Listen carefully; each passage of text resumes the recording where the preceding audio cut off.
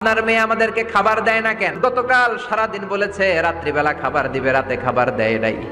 আমাদেরকে বলেছে তোমরা ঘুমিয়ে যাও, আমি রান্না করি সকালে দিব। ঘুমায় গেলাম, সকালবেলায় খাবার চাইলাম, আপনার মেয়ে ফাতেমা তখন আমাদেরকে খাবার দেয় না। দাদা, আমরা ছোট্ট দুইটা মানুষ ক্ষুধার জ্বালায় বেহুশ হয়ে যাই, আর সহ্য করতে পারি না, আপনার মেয়ে খাবার দেয় না।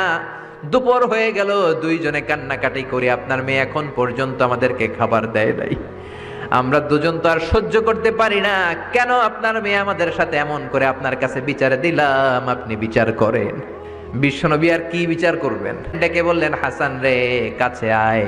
বিশ্বনবী শাম দেশের জুব্বা পড়তেন, শাম দেশের জুব্বাটা উপরের দিকে উঠালেন, হাসান রে দেখালেন, এই তো দেখ তোর নানার পেটের মধ্যে 3টা পাথর বাঁধা।